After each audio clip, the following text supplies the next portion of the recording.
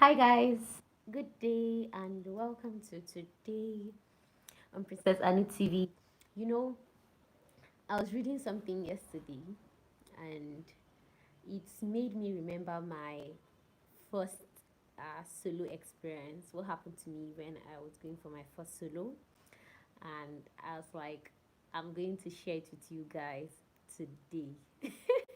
I think I've talked about it on a lighter note on the channel before, like when I was about to go. Oh, that's nice. When I was about to go for my solo, and what triggered that was, hi, welcome. I'm happy to see you guys joining. If you join, don't forget to give this video a thumbs up and feel free to ask your questions and all that. I was reading about stall. In fact, I woke up thinking about what are the things that can affect stall. Like, stall occurs like when an aircraft like loses lift, when it exceeds its critical angle of attack, actually, then it loses lift.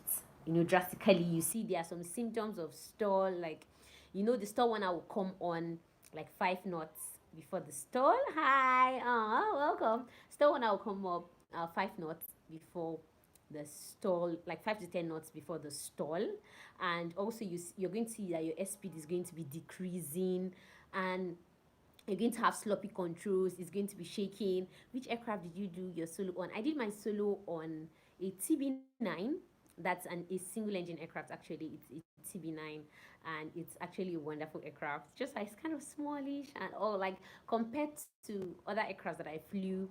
Hi, welcome. Compared to the TB20 and the DA42, I'm going to say the cockpit of the TB9 is kind of like smallish, while that of the TB20 is kind of roomy. Like when I flew the TB20, I felt like very comfortable. Like I felt like I was having a nice time. Like the chair was perfect. Like you have perfect cushion in the chair. I don't have to be stretching too much, like to, you know, all those things. Don't worry. When you fly this aircraft, like I think the first one you're going to be flying is definitely going to be either a Cessna, maybe 172, or you're going to be flying a TB9, or you're going to be flying a DA40.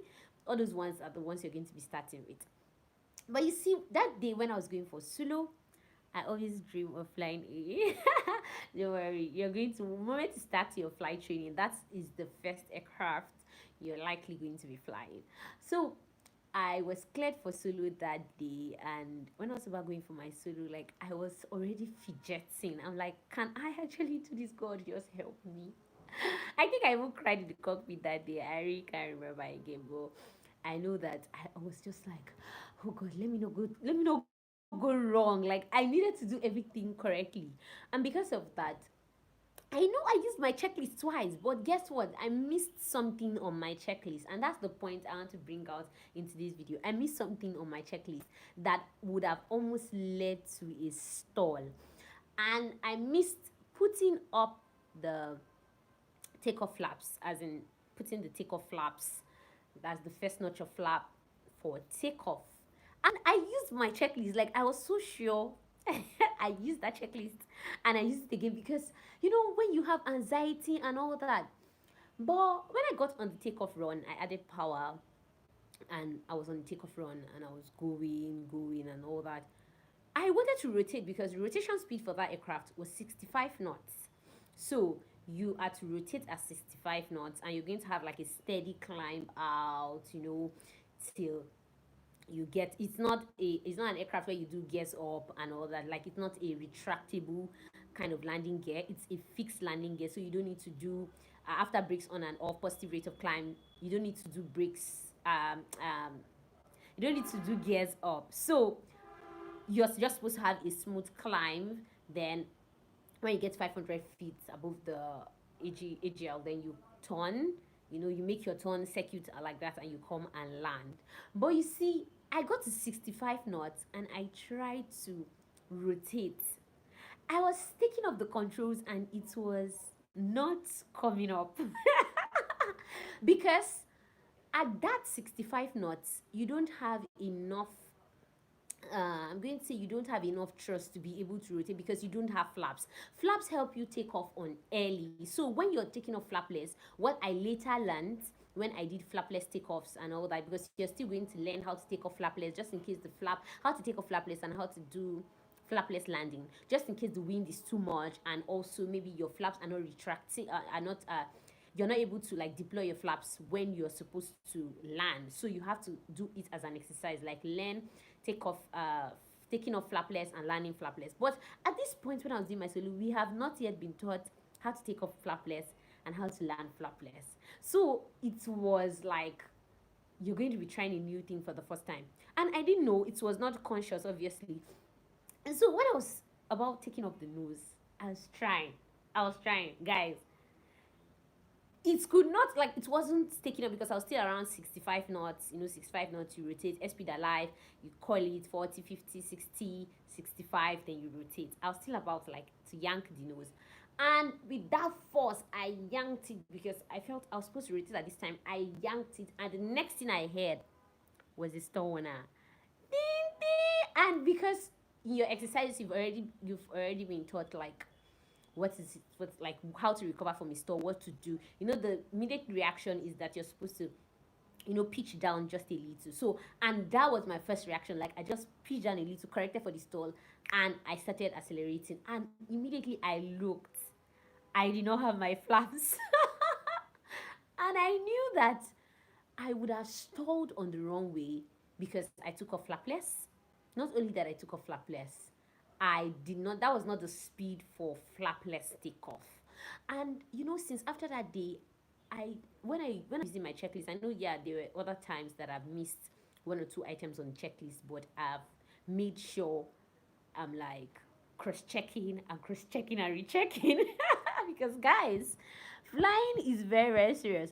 Hi, welcome everybody. Oh my god. Okay, what altitude and speed do you retract flaps after takeoff? Like when you're flying the TB9, 300 feet, you do flaps out, then 500, then you start turning, and also you do what we usually do is 2100, so you do 2 4 flaps up, so 300 feet above ground level, like you take up the flaps, then 500 feet you start your turn. So that is the usual way that we do all that. But these things, they are not fixed. Like when you learn in flying school, they are going to teach you for several aircraft. There are some aircrafts that you don't take off with flaps. Like I know then the TB9, correction, the B58, you don't take off with flaps. And the DA42, you can decide to take off with flaps or decide not to take off with flaps. Like I think when you take off with flaps, you're doing like a short field kind of takeoff.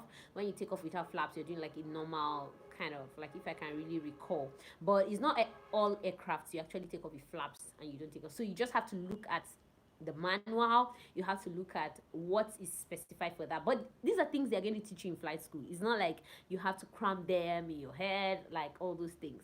So I just thought I should share that experience with you guys, and that you see, flying is, it's, things happen in split seconds. Things happen almost when not expected, that kind of a thing. But they say an accident is a chain of events that have combined themselves together to now cause that accident or that incident. So the accident cannot just happen, chain of events. Just like I said, I used my checklist, I didn't use it properly because I missed out an item in my checklist.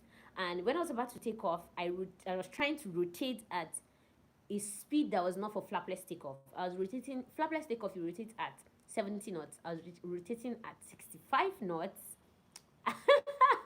And I was about to stall. If not that, I knew the procedure to recover. You push it down just a little bit, so that, because when you're stalling, you're exceeding the critical angle of attack and you're breaking the airflow. The airflow is no longer laminar. Airflow is no longer, you're not having a streamlined airflow. You're having, like, it's going to become turbulence, like you're breaking the airflow and all that. Hi, it's so nice to see a lot of persons today. That means I came live at the right time. Guys, don't forget, give this video a thumbs up, and whatever you want us to discuss, let me know in the comment section. Join the channel membership. I'm going to be doing a video very soon concerning how to write your letter, because I'm seeing a lot of people asking me that question, how to write a letter and all, but it's going to be special. Like, I, you know that I really care a lot about all of you guys on this channel. And it's nice like to interact and all that.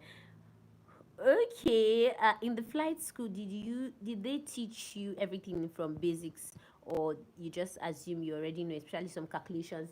They teach you everything from basic, but there are some things that they expect you to have already learned in.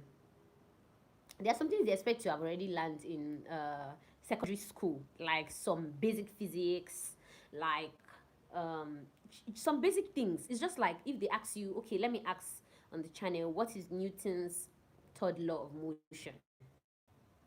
What is Newton's first law of motion? You don't expect them to. They are still going to teach you. Funny enough, because it's usually in the manual. It's usually, okay, this is the book I've been reading. It's usually in the manual. It's usually in the book, but they are not going to like break it down just like a primary school teacher is going to break it down. Actually, their instructors, they instruct you on what to do, but they don't like spoon feed you, or what am I going to use? They're not going to give you everything like bam. You understand? They're not just going to give you everything like, but there are things they expect you to know. Yeah, okay. I can see that somebody is telling us first law of motion, like all bodies remain at rest. Okay, that's the way I usually say it. All bodies remain at rest or move at uniform motion unless when acted upon by an external force. Yeah, all bodies remain at rest or move at uniform motion unless when acted upon by an external force. That's Newton's first law of motion. So, third law of motion is that to every action, there's equal and opposite reaction. So you see, some of these things, some of the smaller things, you are not going to be taught like spoon fed, but they expect you to have an idea of all these things. So if you have an idea of all these things, it's going to be easy for you to understand what's the other things they're going to be teaching you. But if you don't have an idea, that's why they say physics is very important, mathematics is very important. Seriously, mathematics, guys, especially in instrument. Do you know, even now there's this app I use to learn. I've talked about Elevate before on this channel, and I use it like, I try to do it like every morning nowadays to just keep my calculations and all that like up and doing, because you will have to be calculating a lot. You have to be, you know, troubleshooting one or two things, so you need to be up and doing. Guys, maybe I'm going to have another live stream this evening, I do not know.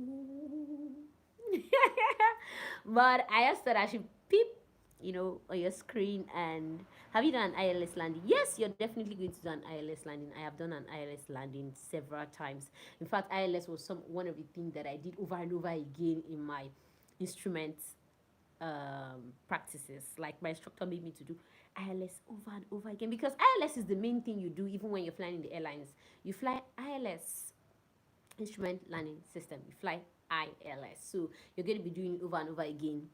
Once you get it anyways, you're going to be cleared for your check. So it's not as if you're going to repeat it and repeat it. But if your instructor wants you to be so conversant with it, he's going to make sure you do it over and over again. So guys, this is all I have for you. I thought I should share that experience with you. And you know, once in a while, like, try to do story times, try to do like reflections on flight school and all. I'm happy that I'm done like with flight school, and I'm moving on to my next phase, because anytime I remember all the like, it was stressful. So for all those people that usually ask, is flight school stressful? Is flight school this? Is it hard? It can be stressful. So guys, till I see you next time. Thank you. On the same channel. Keep watching PrincessAnuTv, guys, and stay safe, be fine, be happy, and live your best life. Catch you guys next time. Bye.